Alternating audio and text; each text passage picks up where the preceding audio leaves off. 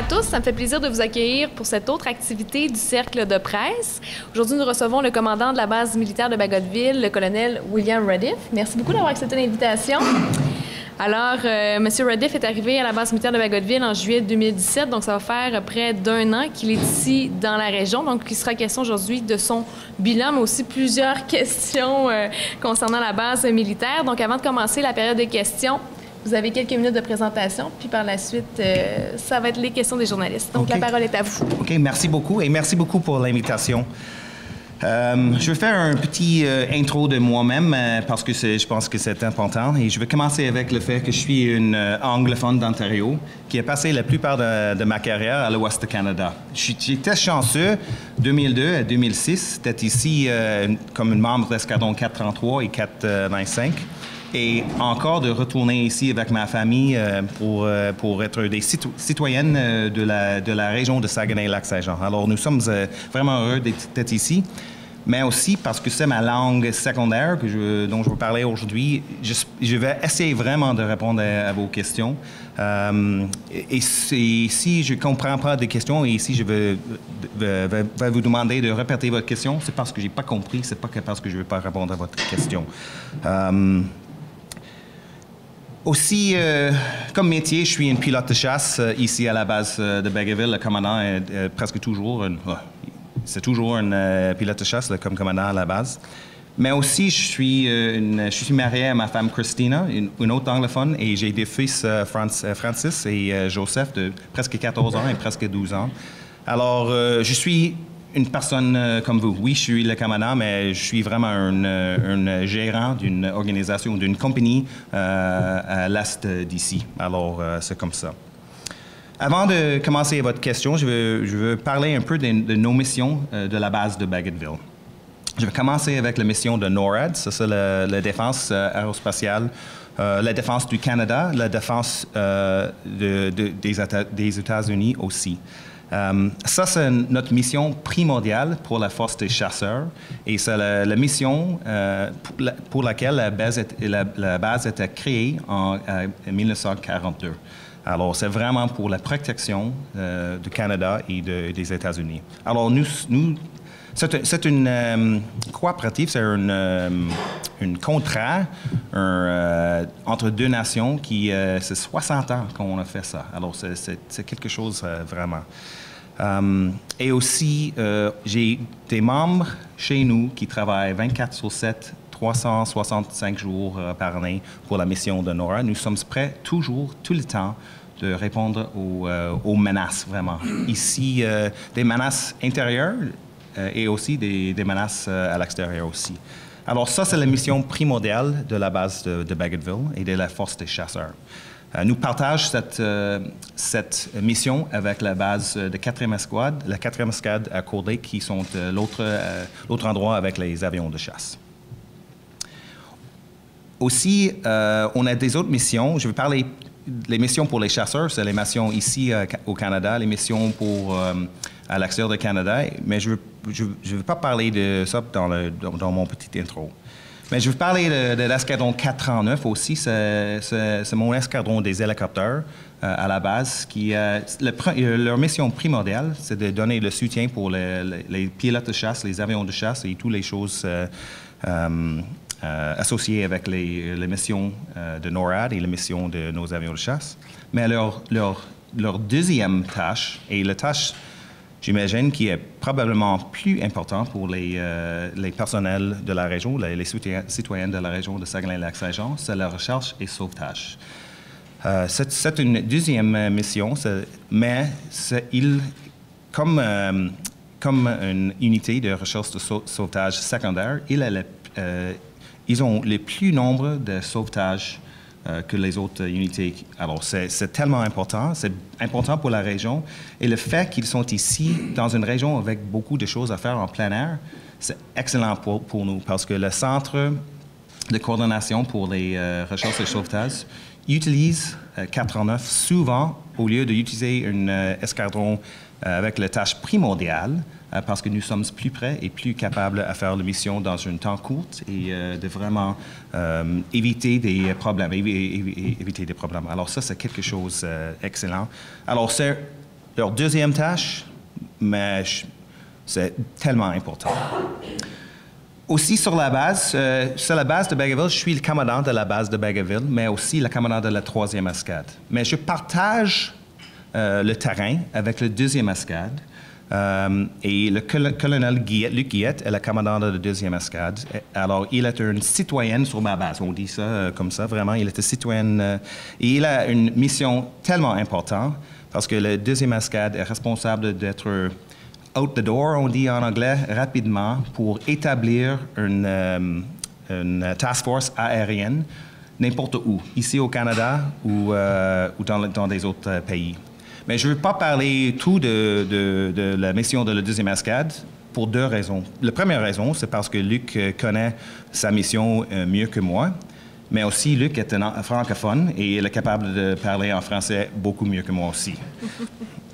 Alors, je veux aussi parler du spectacle aérien comme une mission de la base, parce que le spectacle aérien est vraiment je considère, à moi, je pense que c'est vraiment une mission, parce que c'est une mission où la base est capable de démystifier pour le peuple, les citoyens de la Saguenay-Lac-Saint-Jean, ce qu'on fait chaque jour à la base. Et aussi, oui, on fait un peu de recrutement aussi, mais ce n'est pas simplement pour quelqu'un de s'enrôler au sein de Force canadienne, mais c'est de vraiment inspirer des jeunes, des autres personnes, de vraiment suivre une rêve. Vraiment, peut-être être engagé par Air Canada ou WestJet, ou peut-être travailler comme un professeur de vol, une pilote enseignante à Saint-Honoré, peut-être travailler ici à Lucac. Il y a beaucoup de choses qu'on veut faire. Et parce que moi, à l'âge de 7 ans, j'ai été inspiré par un spectacle aérien. Et pour devenir un pilote de chasse, aujourd'hui, je suis une pilote de chasse avec 30 ans au sein de Force canadienne. Alors, le 18 juin, ça va être l'anniversaire de 30 ans au sein de Force canadienne. Et aussi, en 2006, j'ai eu l'occasion, le privilège d'être le pilote des Air Show, de spectacle aérien. Et aujourd'hui, je connais beaucoup de personnes qui étaient inspirées par mon air show de s'enrôler au sein de Force canadienne ou aussi des autres endroits. Alors, le spectacle, c'est quelque chose pour ça. Et aussi, c'est une façon comme des voisins, parce que la base est vraiment votre voisin, parce que nous sommes vraiment comme Alcan. Alcan est de Rio Tinto. Il est un endroit où les citoyens travaillent. Mais la base, c'est un endroit où les citoyens travaillent aussi. Alors, c'est vraiment ça. Et une façon dont nous pouvons vraiment give back, nous pouvons donner à la Saguenay-Lac-Saint-Jean, c'est un air show, un spectacle aérien. Et avec ça, il y a beaucoup de bénéfices pour la région aussi. Beaucoup d'engagement des hôtels, les repas, l'essence et toutes les choses comme ça. Alors, c'est une façon pour nous aussi de dire merci à la région. Et avec un spectacle gratuit, c'est excellent. Mais c'est grâce aussi à la Saguenay-Lac-Saint-Jean qui nous donne du soutien beaucoup avec les navettes et toutes les choses comme ça. C'est tellement important. Alors, c'est un effort vraiment collaboratif. Alors, ça, c'est vraiment les 4 missions primordiales de la base de Bagotville. Je vais aussi parler du G7, que j'imagine que je vais répondre aux questions dans quelques minutes au sujet de G7. Et je vais commencer avec le fait que c'est pas grand-chose pour la région de la Saguenay-Lac-Saint-Jean, parce que la base, la responsabilité de la base, c'est de vraiment accueillir les avions des dignitaires. Ce n'est pas d'accueillir les dignitaires, c'est vraiment leurs avions. Alors, les avions vont décoller et atterrir de la base de Bagotville, mais c'est presque la seule chose dont la base est responsable, parce que c'est vraiment le bureau de sommet et le GRC qui sont responsables pour le G7. Et aussi, le G7 n'est pas ici. Le G7 est à la Malbaie. Alors, selon moi, on a beaucoup de bénéfices de la G7, parce qu'il y avait il y aura plusieurs mondes ici sur la base, mais j'imagine qu'ils vont acheter de l'essence en ville, vont aller pour souper en ville, beaucoup d'hôtels pour les médias, les choses comme ça. Alors, on va bénéficier par la G7, mais vraiment, ça va changer rien pour les citoyens de Saguenay-Lac-Saint-Jean. Et pour mes travailleurs, les membres de la base, ça va être un peu différent parce que ça va prendre un peu plus de temps pour entrer et sortir de la base. Mais non, la mission, c'est la même. On doit être capable de 24/7 faire le NORAD. Oui, on veut augmenter la présence pour le G7 avec le NORAD, mais on va faire ça n'importe où, le G7.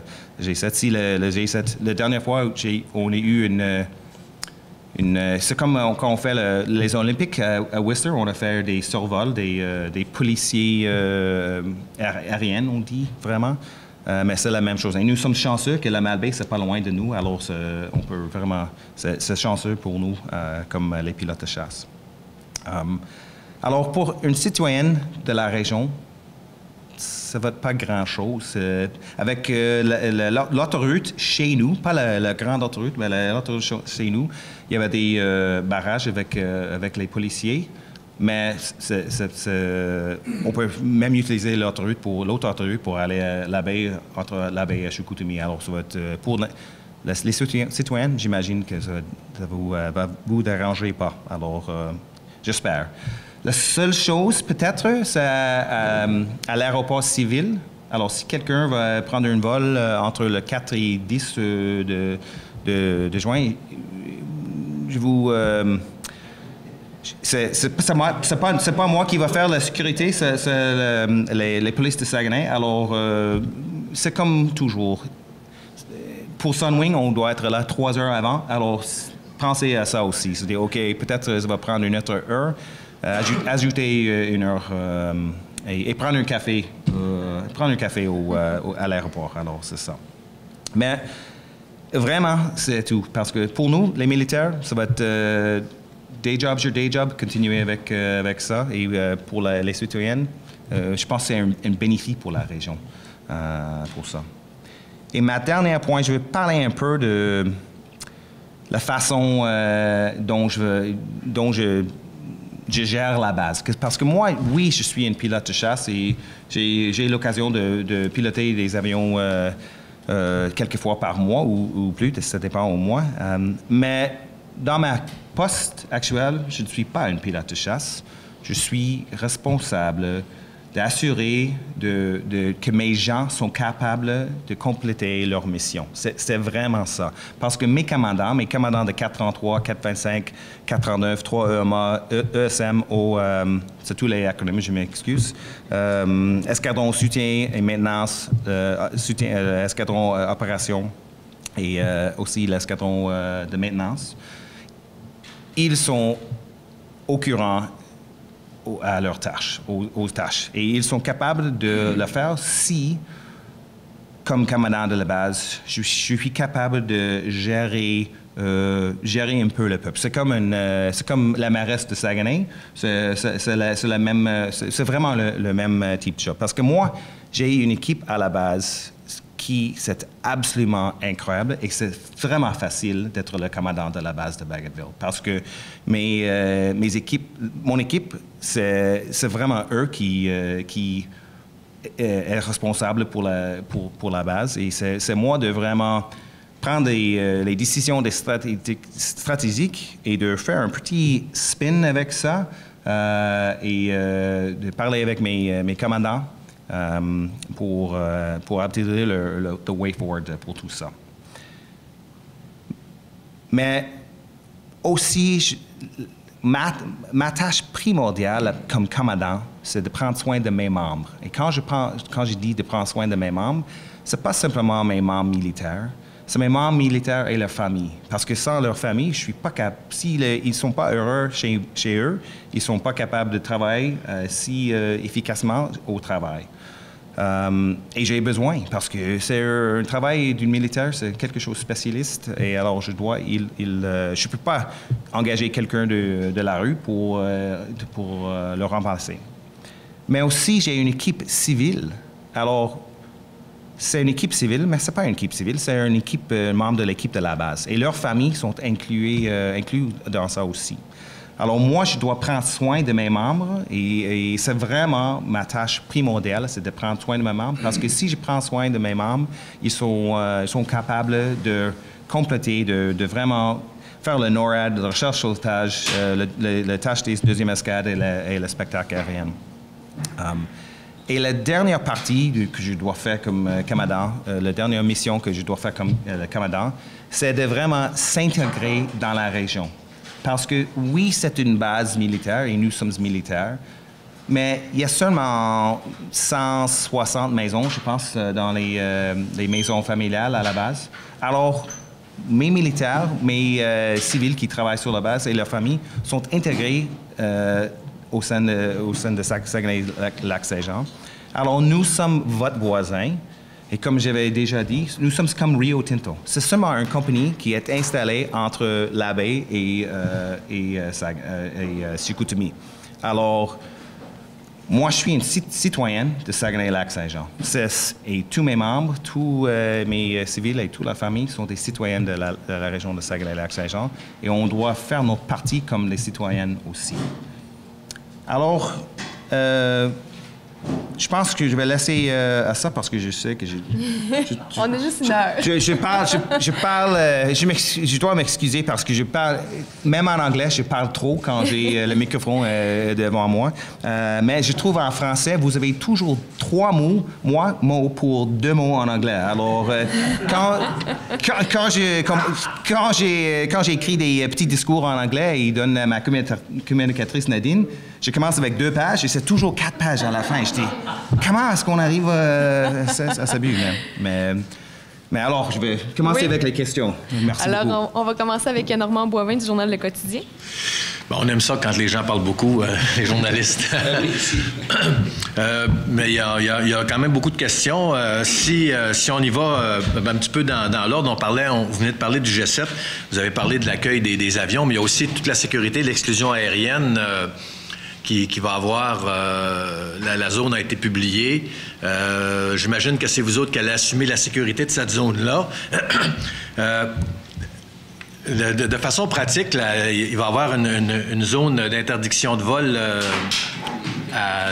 au manoir Richelieu, mais il n'y a pas de radar sur place ni rien, je crois. Comment est-ce que Bagotville va assumer la surveillance de ce territoire-là? De quelle façon? Y a-t-il des radars mobiles qui vont être là pour vérifier les avions ou il va y avoir de la patrouille? Comment ça va fonctionner? Je peux vous assurer qu'on est capable de vraiment de gérer l'espace. Parce que on a une façon aérienne et aussi avec des radars qui nous serons capables de voir tout l'espace qu'on a besoin de voir. Je ne peux pas élaborer sur les détails parce que c'est pas moi qui est responsable pour la sécurité, c'est la GRC qui est responsable. Moi, j'ajoute mes forces aux sécurités, mais c'est vraiment eux qui sont responsables, qui ont la responsabilité. Mais nous avons une façon de voir l'espace en total. Alors, ça va être correct. Parce que, comme vous le savez, on a des escadrons canadiens de radars mobiles. OK. Alors, on a une façon avec... parce qu'on peut aussi... Et aussi parce que nous sommes à côté des États-Unis. Aussi, ils ont des avions aussi on peut faire airborne radar, la tâche de airborne radar aussi. Alors, c'est... Fait qu'il pourrait y avoir des AWACS qui survoleraient dans le secteur pendant le G7? Oui, peut-être des AWACS. On va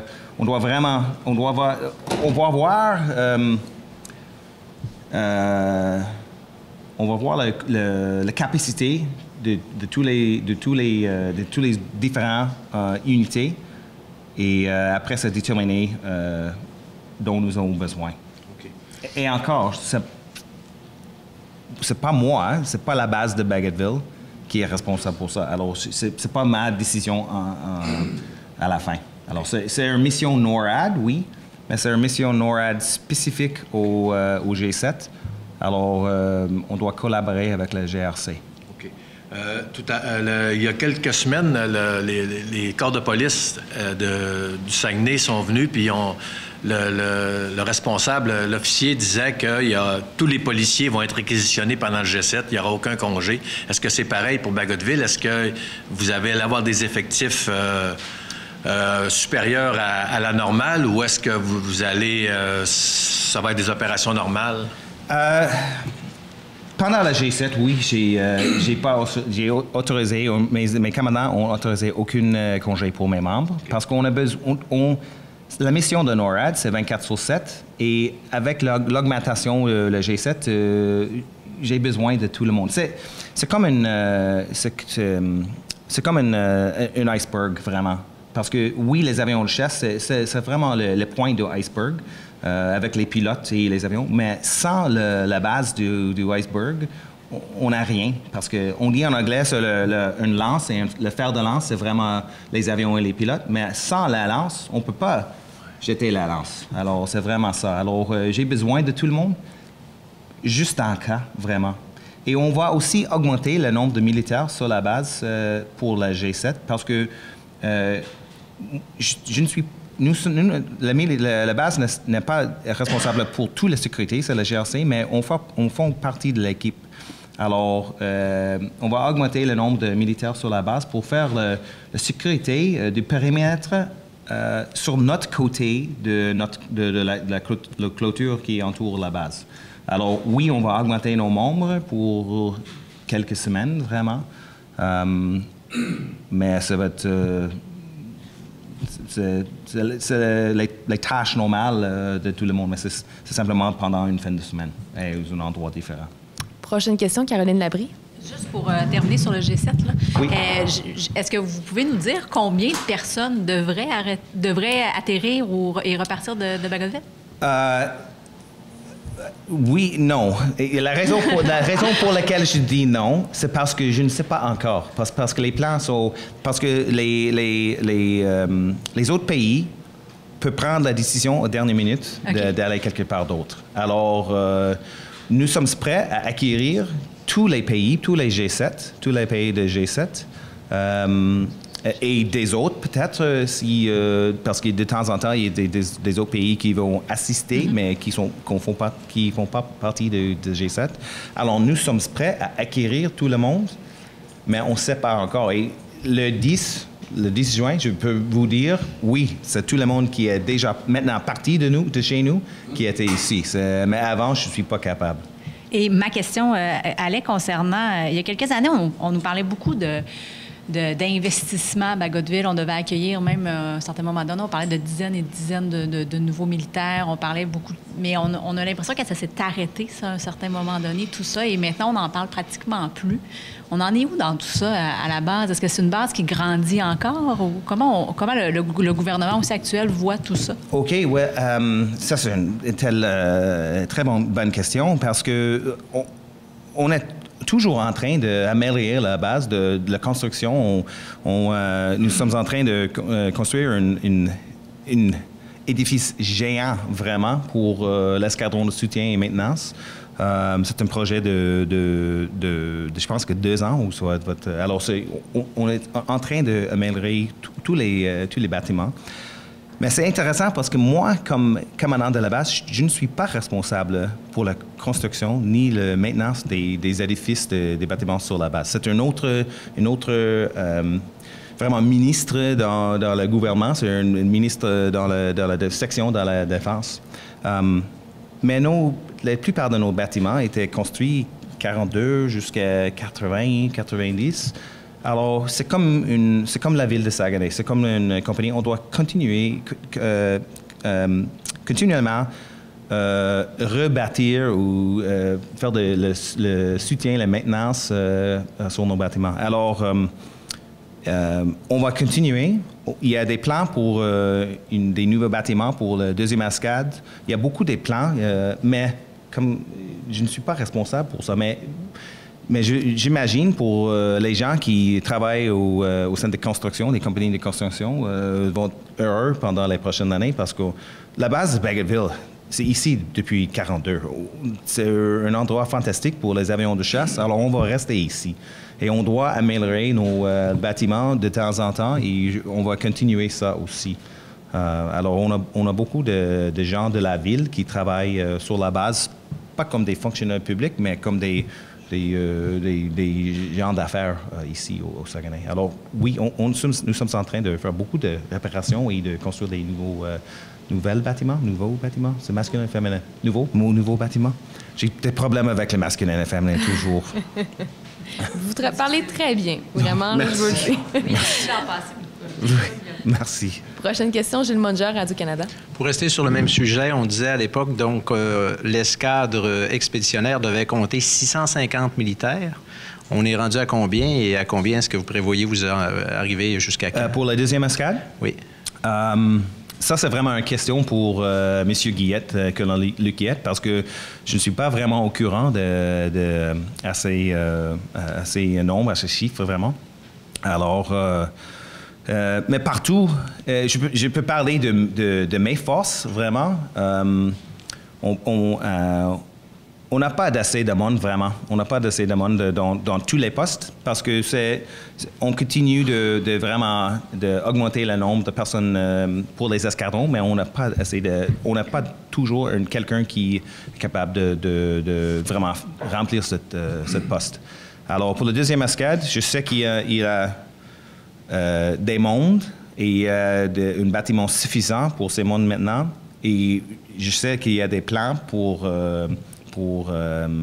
augmenter le nombre de personnel, mais on doit enrôler des personnels au sein des forces canadiennes, de faire la formation, d'entraîner, de tout ça, d'être capable de remplir les postes à la deuxième escadre. Alors, je ne veux pas parler pour Luc parce que c'est vraiment son deuxième escadre ne relève pas de vous, le deuxième escadre?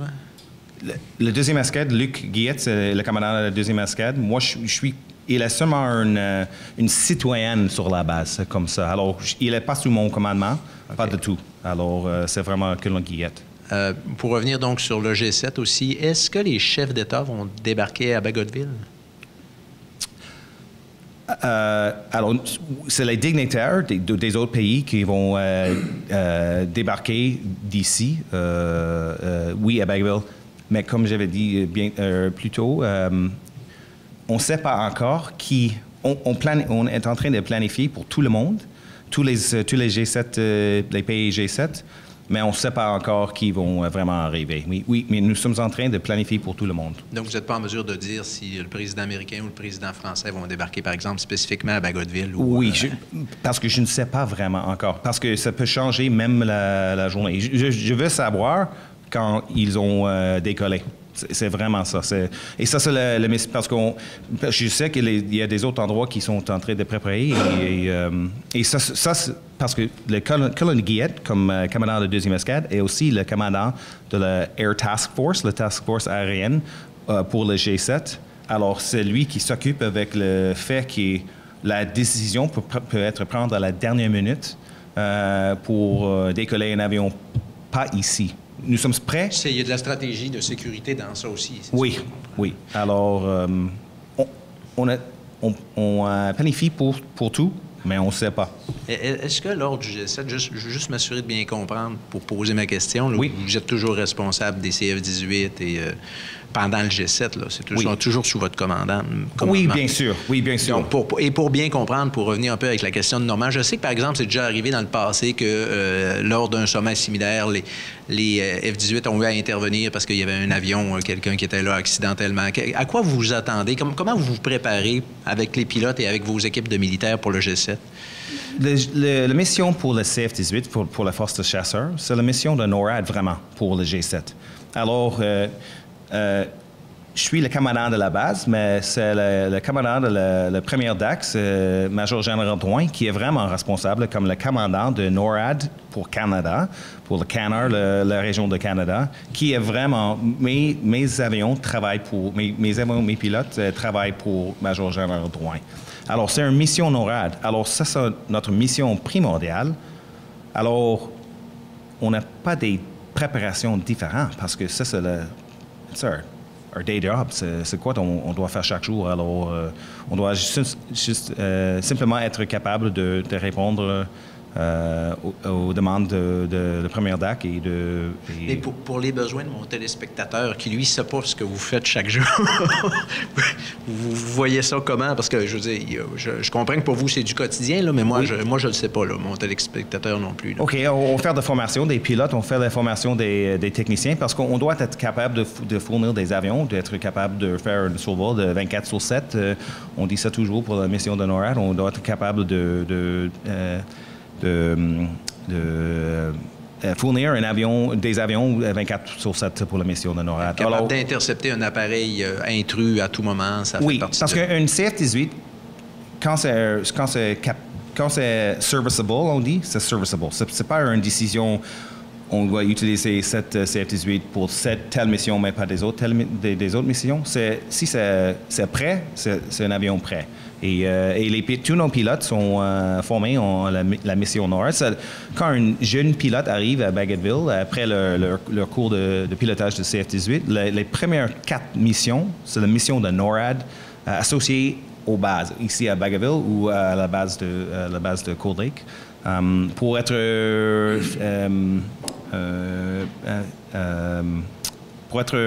au courant avec les processus ici, parce que pour nous, avec les radios, si on doit parler à Montréal ou est-ce qu'on doit parler à Halifax, qu'on fait une mission quelque part, et avec les bases, parce que nous avons les bases pour Bagotville, pour le NORAD, c'est vraiment Bagotville, c'est Trenton, c'est Greenwood, c'est Goose Bay, c'est Callowitz, c'est des endroits comme ça. Alors, on vraiment forme les pilotes avec ça. On utilise le simulateur, on utilise les avions aussi. Alors, c'est vraiment notre tâche primordiale. Et après un mois ici, une jeune pilote est capable de vraiment être un bon pilote pour la mission de NORAD. Alors, c'est vraiment ça, parce que... Quand vous dites le NORAD, vous voulez dire finalement que l'ordre du G7, c'est l'ensemble, c'est la défense nord-américaine. On le voit comme un continent et non pas seulement spécifiquement le Canada. Oui, parce qu'une partie de NORAD, c'est la défense de Canada et les États-Unis, mais aussi on a la région de Canada, la région des États-Unis et la région d'Alaska. On a une mission NORAD pour les 3 ensemble, mais une mission pour notre pays. Alors pour Canada, pour Alaska, c'est pas un pays, mais Alaska, Canada et États-Unis, c'est des missions dans le concept de NORAD. Alors pour nous, pour le G7, le NORAD, c'est la mission du Canada pour NORAD, pour le G7. Mais on est aussi responsable pour la mission NORAD pour la défense du Canada aussi, de Canada et les États-Unis aussi. Prochaine question, Roger Boivin. Alors, bonjour, mon commandant. Bienvenue au Saguenay-Lac-Saint-Jean, effectivement. Sans trop parler du G7, ça fait très spectaculaire, mais pour nous, c'est comme vous dites, c'est une mission temporaire. Alors, mais dans nos missions permanentes, bien sûr, c'est de déployer nos CF-18 qui sont, comme vous le savez, bien, moi, j'imagine, vieillissants, un peu comme nous. Alors, il a été annoncé que le Canada achetait des F-18 australiens avant Noël, autour de Noël, qu'on allait les acquérir. Est-ce qu'on va en recevoir? Est-ce que ces F-18-là, ici, vont amener une modification de la base, des investissements, des ajouts de personnel? Puis pour l'autre aspect, s'il vous plaît, ce serait la question du déploiement canadien des drones. Comment vous voyez le rôle de la base de Bagotville dans le déploiement imminent? Je ne sais pas, vous pouvez nous en parler, là, des drones dans l'aviation canadienne, et notamment la base de Bagotville. F-18 australien puis les drones. Messieurs, j'imagine que vous ne serez pas heureux avec moi parce que je ne veux probablement pas répondre à vos questions. C'est souvent ce qui arrive ici. Je peux parler un peu de ces 2 questions, mais le fait que je ne suis pas responsable pour les 2. Mm-hmm. Parce que au sujet des F-18 d'Australie, il y a un bureau à Ottawa qui sont en train de vraiment établir le plan. Parce que... jusqu'à date, je ne pense pas qu'ils ont signé un contrat avec les Australiens. Alors, moi, je fournis, les forces de chasseurs fournit des informations, des petits plans, des idées, mais c'est pas moi décider sur ça. Alors, c'est pas moi. Mais si on achète 18 avions, on a 5 escadrons de F-18. Alors, j'imagine qu'on va décider, OK, 3 ici, 2 ici, vraiment. Mais c'est pas vraiment moi à décider. Moi, nous donne... la force de chasseurs donne nos inputs, vraiment, mais c'est pas vraiment nous. Alors, je suis prêt... C'est presque où je suis rendu avec les F-18 des Australiens. Ils sont, au sujet de leur... s'ils sont similaires, Oui, similaires, la nôtre. Oui, et oui, il y a quelque chose à faire, mais je ne sais pas vraiment, parce qu'ils ont fait des mêmes mises à jour de nous, mais c'est un peu différent aussi. Alors moi, je suis pas... comme éducation, je suis un ingénieur, mais je ne suis pas un vrai ingénieur. Alors, je vais la laisser aux gars qui sont plus intelligents que moi, vraiment. Et au sujet des drones, aux drones, il y a aussi un projet à Ottawa. Et parce qu'on a commencé le projet de drone il y a 10 ans, 15 ans, je pense, mais on a vraiment recommencé le projet. Et je pense qu'ils sont en train de vraiment établir les requis. Parce que le gouvernement doit décider quelle mission pour nos drones. Alors, sans déterminer parce qu'il y a des drones stratégiques, il y a des drones tactiques, alors des drones un peu entre les deux, mais avant de déterminer quel type de drone, on doit déterminer sur quoi les tâches qu'on veut faire avec les drones. Alors, c'est vraiment et je pense qu'il est vraiment dans l'enfance de ce projet maintenant. Alors, je n'ai pas autre nouvelle. Alors, je m'excuse, je n'ai pas vraiment répondu à vos questions, mais c'est parce que je n'ai pas les réponses, non. Prochaine question, Normand Boivin. Oui, bien, je vais la poser un petit peu différemment. Lorsqu'on parle des F-18 australiens, bon, le gouvernement canadien a parlé de faire cette acquisition-là justement pour maintenir une capacité opérationnelle au Canada en attendant l'acquisition des nouveaux avions. Mais vous, actuellement, bon, en tant que commandant de la base de Bagotville, comme vous disiez tantôt, votre mission, c'est de vous assurer qu'il y a toujours des avions prêts à s'envoler pour remplir la mission. Est-ce qu'avec les machines que vous avez actuellement, vous êtes capable de la remplir ou est-ce que admettons qu'on achète les F-18 australiens, on va augmenter la capacité ou ça va seulement être pour maintenir la capacité? Ça, est-ce que vous, en tant que commandant, vous avez des besoins d'augmenter votre capacité ou est-ce que votre capacité est correcte? Tout ce que vous avez besoin, c'est d'avoir des avions de spare pour être capable de la remplir. C'est quoi exactement les besoins à Bagotville? Je veux parler premièrement de notre CF-18 maintenant, parce que le CF-18, on a fait des mises à jour pour les ordi et toutes les autres choses. Et notre CF-18 est vraiment capable. C'est un avion de chasse qui est vraiment, aujourd'hui, un avion très capable. Et je suis... Quand je fais on dit un DACT, un combat avec des autres avions, je suis fier d'être dans le CF-18 parce que quand le gouvernement a décidé d'acheter le CF-18, c'est un des achats le plus bon parce que c'est incroyable. C'est un avion absolument excellent. C'est bon pour Canada. C'est un avion qui est bon pour air à sol. C'est bon pour air à air. Et on peut utiliser piloter l'avion au nord du Canada. Et aussi, on peut l'utiliser au sud. Et on a la capacité d'intégrer avec nos alliés. Alors, le CF-18, à l'époque et même aujourd'hui, c'est un avion tellement bon.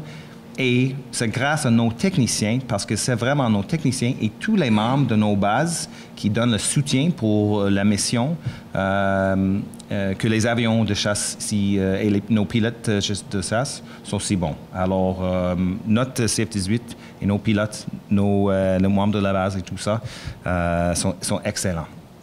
Au sujet d'augmenter le nombre des avions, avec plus d'avions et plus de pièces, on peut... j'imagine, voler plus des heures de vol. Parce que si vous avez deux autos, vous pouvez... 2 personnes dans 2 autres autos. Alors, c'est ça. Mais comment est-ce que ça va dérouler? Je ne sais pas vraiment parce que je ne même sais pas combien d'avions vont être ici, à Bagotville ou à Cold Lake, ou même si c'est ici, c'est à 433 ou 425, ou est-ce qu'on donne un avion à l'escadron de maintenance pour faire de maintenance dévouée? Je ne sais pas parce que c'est encore des plans. Mais je sais aussi pas combien de temps ça va prendre pour faire à Canada les F-18 Australiens pour faire les modifications, la mise à jour canadienne. Alors, mais aujourd'hui, nous sommes capables de vraiment faire nos tâches primordiales de NORAD parce que c'est vraiment ça. Et on est toujours en train de regarder, d'être prêt pour toutes nos autres missions aussi. Et donc c'est pas une urgence, là, c'est pas catastrophique actuellement la situation. Vous êtes capable de bien remplir votre mission avec ce que vous avez actuellement dans les mains, là, à court terme en tout cas. Oui, bien sûr. Nous sommes capables de faire tous nos tâches. Oui, ça c'est la bonne réponse. Je cherche des mots même en anglais pour répondre à votre question. Je vais faire la petite traduction. Si je regarde en haut à gauche, c'est tous les pilotes de chasse, quand ils pensent à quelque chose, parce que nous sommes les gars les filles qui apprennent visuellement. Alors, je cherche dans mon Rolodex, dans ma tête, pour les mots. Alors, si je pense à quelque chose, je vais regarder en haut et à gauche. C'est pas une blague, c'est la vérité. Alors, mais pour toutes nos tâches, nous sommes capables à les gérer. C'est ça. Est-ce que je peux poser une autre question? Ouais. Tout à l'heure, à la question, on a parlé des effectifs de Bagotville. Vous aviez dit que Bagotville manquait d'effectifs. En tout cas, que la force est généralisée aux Forces armées canadiennes. Il y a quelques jours, je lisais un article qui a été publié par l'ARC là, sur son site Internet où il disait qu'actuellement, on est en train de faire une étude pour déterminer comment retenir les gens au sein de l'ARC. J'imagine que vous en avez pris connaissance. C'est quoi exactement qui se fait actuellement? Parce que moi, je me souviens, il y a quelques années, dans le temps que Jean Chrétien était premier ministre du Canada, il y avait eu une conférence de presse à Bagotville.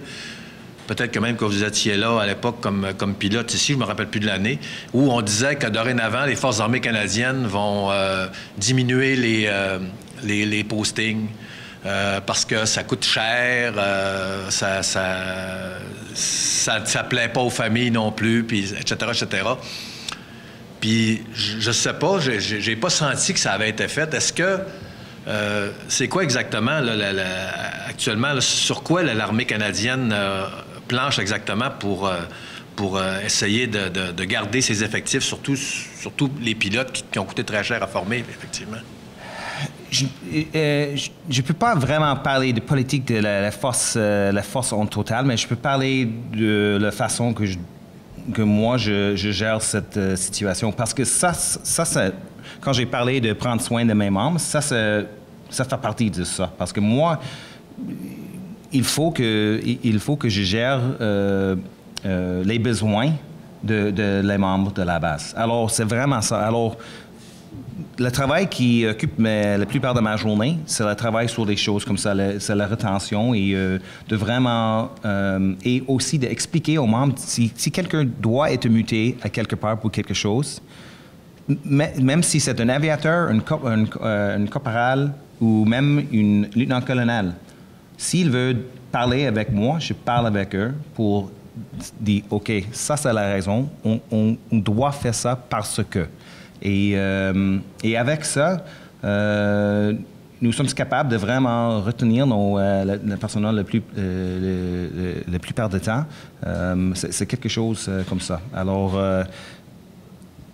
comme commandant de la base, j'ai pas grand, on dit les leavers, on pas grand des leavers pour tout ça, mais je parle à chaque gens vraiment chaque jour pour établir une façon. Et je sais nous ne sommes pas capables de gérer tout le monde. Il y a des personnes qui disent non, je quitte les forces. Je sais, mais j'essaie de vraiment retenir les personnels. Et c'est mon travail chaque jour que je fais. Prochaine question, Carole Néron. La situation internationale est très tendue, beaucoup plus qu'auparavant. On parle même à un certain moment d'un retour à la guerre froide, d'un climat de guerre froide. Est-ce que, dans cette perspective, est-ce que le NORAD hausse son niveau d'alerte ou l'a déjà haussé? Et parallèlement à tout ça, est-ce que vous remarquez un accroissement du trafic d'avions russes sur notre frontière nord? Pour la mission de NORAD, c'est la mission 24/7. Alors, on a des étapes pour augmenter et c'est après l'intelligence, on exécute des différentes étapes. Alors, nous sommes déjà préparés pour tous les potentiels pour NORAD. Alors, nous avons un plan pour tout ça. C'est un plan secret, absolument, mais c'est un plan de NORAD. Alors, nous sommes prêts. Alors, on ne doit pas vraiment changer notre plan. On doit juste changer le niveau oui. Et au sujet de la Russie, c'est dans les nouvelles que les Russes volent un peu plus maintenant. Mais nous sommes prêts chaque jour. Nous sommes prêts chaque jour à répondre la Russie pour faire ça. Mais aussi, on utilise une façon c'est pas le NORAD, mais c'est de la contribution à NATO comme réassurance à Roumanie. Et le 425 en août va déployer à Roumanie pour 4 mois jusqu'à mi-janvier. Je pense qu'ils vont retourner mi-janvier pour faire la mission de policiers, des vols de policiers pour la Roumanie, pour donner le soutien à la Roumanie pour le faire. Alors ça, c'est bon pour la Roumanie parce que le Canada peut les aider, mais aussi c'est une façon que notre gouvernement peut dire, regarde, nous sommes ici, nous sommes capables de déployer, nous avons des avions qui sont très bons, alors faites attention à ce que vous faites. Prochaine question, Gilles Munger. Oui, je voudrais revenir. Combien de militaires à ce moment-là devraient être déployés en Roumanie pour l'escadron 425? Le 425, parce que c'est une moitié de l'escadron de 425, parce qu'on ne voit pas tous les avions ni tous les personnels. Et aussi, mais on a aussi une task force aérienne. Alors, le nombre, ce n'est pas encore déterminé. Ça va être presque pareil, le déploiement de l'année passée de 409, l'escadron 409, qui était là septembre jusqu'à mi-janvier aussi. C'était combien d'avions puis combien de personnes, vous vous rappelez? L'année passée, c'était 4 avions. On a déployé 4 avions.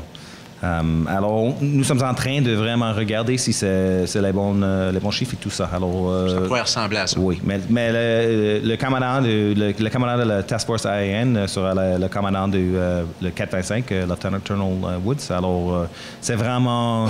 ça s'attache. J'ai dit, OK, son call sign, c'est Donor. J'ai dit, Donor, c'est à vous à gérer et de trouver une façon de faire le job avec les personnes que vous avez besoin. J'aimerais revenir sur les effectifs. Vous avez peut-être donné des chiffres au début, là, mais juste pour comprendre. Vous savez combien de militaires, puis vous en auriez besoin de combien, là, selon vos statistiques? Quand vous disiez que vous manquiez d'effectifs pour répondre à tous vos besoins? Maintenant, sur la base, je suis correspondant. La base avait presque... L'équipe de la base, c'est presque 1700, l'équipe de la base. Nous sommes en train de remplir nos postes et de vraiment augmenter, on dit, le trained effective strength. Alors, les personnels qui sont capables pour quelqu'un de maintenance, un technicien, c'est d'être capable pour signer pour son travail. Ça, c'est quelque chose de tellement important. Ça, on dit c'est un A-level, c'est un niveau A. C'est quelqu'un qui peut travailler tout seul et dire oui, je fais ça. Parce qu'avec l'aviation, avec une technologie comme une CF-18 et la mission c'est pas aller-retour à la baie. un NASCAR race, NASCAR race chaque jour avec une CF18. Alors, pour être capable de signer pour leur travail, il y a une bonne formation. Et une formation et aussi beaucoup d'expérience. Alors, c'est ça qu'on manque un peu, c'est le Trained Effective Strength. Excusez-moi, juste m'assurer que oui. Je comprends bien. Donc, vous êtes en train de nous dire que c'est pas que faut que vous ajoutiez des effectifs, c'est que à l'intérieur de vos effectifs, vous avez la difficulté à remplacer votre personnel. C'est les deux messieurs, okay. Parce qu'on a toujours des personnels qui prennent leur retraite. Alors, on a besoin toujours des personnes pour entrer. Pour entrer, c'est comme la carrière, on commence ici, on finit ici. Et nous sommes toujours en train de faire ça. Et aussi, la gouvernement a annoncé qu'ils vont augmenter la force canadienne.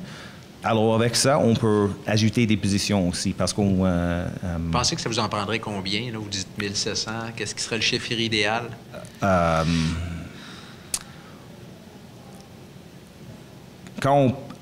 Je ne peux pas vraiment donner une chiffre. Je veux dire, on veut être à 85% trained effective strength, alors qui sont capables de faire leur travail. C'est pas toujours quelqu'un qui est A-level. On a une grande liste. Il doit être quelques personnes comme ça, telle personne comme ça, telle personne comme ça, et ça nous donne une trained effective strength, 85%. Ça c'est le but. Et le but est plus haut, c'est ça. Alors, et ça dépend chaque unité où ils sont rendus à ce moment. Alors, c'est un travail chaque jour. Pour nous, chaque jour, c'est une journée de formation. Pour les pilotes, il y a toujours il y a une étape plus haut pour commencer comme un wingman, ensuite un element lead être capable de gérer 2 avions. Ensuite, c'est 4 avions. Après ça, c'est le cours de fighter weapons et tout ça. Alors, il y a toujours une étape plus haut. Et c'est la même chose pour les techniciens. Le A-level, le niveau A, aussi le niveau C. Alors, il y a toujours des choses à apprendre. Alors, pour nous, on dit every day is a school day. C'est toujours une journée d'école. Technicien, mécanicien, dans tous les secteurs. Absolument, tout le monde à la base. Merci. Prochaine question, Caroline Labrie. Il faut croire que le personnel nous intéresse. Ce qu'on nous dit, bien en fait, ce que j'ai comme information venant de militaires, c'est que souvent, on s'enrôle, on apprend, on aime ça, tout ça, et c'est quand ils ont leur famille que là, ils ne veulent plus. Ça ne les intéresse plus pour des raisons familiales. Est-ce que c'est ce que vous vivez? Parce qu'à ce moment-là, vous perdez des gens qui sont formés. Oui. 14 mutations pendant les dernières 30 ans. Alors, je suis vraiment au courant. Mon fils, mon cadet, à la 6e année à Riverside, c'est son 6e école. Alors, oui, je suis conscient de ce problème parce que c'est difficile. Et même ma femme a quitté un emploi. Elle était le chef exécutif au casino à Cold Lake et maintenant elle ne travaille pas parce qu'elle parle simplement un peu de français. Alors, je suis vraiment au courant de ça et c'est ça que sur ça que je travaille très fort. Et c'est la nouvelle politique de défense. Le premier chapitre, c'est le chapitre sur le personnel. Ça, c'est absolument magnifique. Le concept de le journey, il dit, le journey, c'est absolument magnifique et c'est une façon de... C'est pas un problème de régler cette situation. Il y a un bureau à Ottawa qui sont en train de vraiment trouver une façon de régler... parce que maintenant, en 2018, c'est pas les années 60 où les familles suivent et c'est un peu plus facile. C'est tellement différent. Alors, la politique et le bureau à Ottawa sont en train de vraiment développer ce plan, ce concept. Et j'ai hâte de le voir parce que c'est vrai, vous avez raison, on perd des personnes parce que la famille dit non, c'est la dernière mutation, je ne suis pas capable de muter encore. Alors, c'est quelque chose pour nous et je suis vraiment heureux que c'est établir à Ottawa qu'on doit créer et on doit trouver une façon de régler ça. Prochaine question, Roger Boivin. Alors, commandant, vous venez justement d'introduire ma question. Vous avez fait 14 déploiements. Alors, vous avez une vision de plusieurs bases, plusieurs réalités canadiennes ou américaines. Peut-être que vous êtes allé en Europe, aux États-Unis. Par rapport à Bagotville, vous avez eu de 2006 jusqu'à 2017, donc vous avez eu 10 ans avant de revenir à Bagotville. Comment vous percevez Bagotville comme... quelles sont les caractéristiques ou les éléments distinctifs de la base de Bagotville? Et le 10 ans que vous avez été ailleurs, là, comment vous trouvez que Saguenay a changé ou la région... qu'est-ce qui nous caractérise et qu'est-ce qui a changé en 10 ans, selon votre perspective? Oui. Oui, c'est vraiment 11 ans entre mes visites à Bagotville, c'est vraiment ça. Moi, pour la région Saguenay-Lac-Saint-Jean, c'était incroyable à l'époque et c'était encore incroyable aussi maintenant. Alors, moi, je trouve la région a vraiment accueilli ma famille et moi absolument dans une façon excellente. Alors, nous sommes heureux d'être ici. Alors, il y a beaucoup de choses à faire ici, le plein air. C'est pas loin pour aller à Québec non plus, parce que pour nous, c'est pas loin, parce que Cold Lake à Edmonton, c'est 3h30 minutes. 2 heures pour aller à Québec, c'est drop in the bucket, c'est tellement facile. Alors, la région... c'est presque la même qu'à Cold Lake parce que la plupart de mes expériences sont des bases de chasseurs, des avions de chasse. Et nous sommes chanceux ici, même à Cold Lake, parce que la communauté nous aime, nous accueille. Oui, c'est vraiment ça. Parce que nous faisons partie de la communauté. Comme j'avais dit, nous sommes vraiment nos voisins et vous êtes nos voisins aussi. Alors, ça, c'est fantastique. Et j'imagine que c'est pas la même chose dans d'autres endroits. Et la base continue à faire la mission et on a fait des modernisations, on a construit des nouveaux bâtiments et nous sommes encore on va rester ici. On va rester ici. 42 jusqu'à je ne sais pas quand. Alors, parce que c'est un bon endroit. Alors, c'est tellement bon pour nous.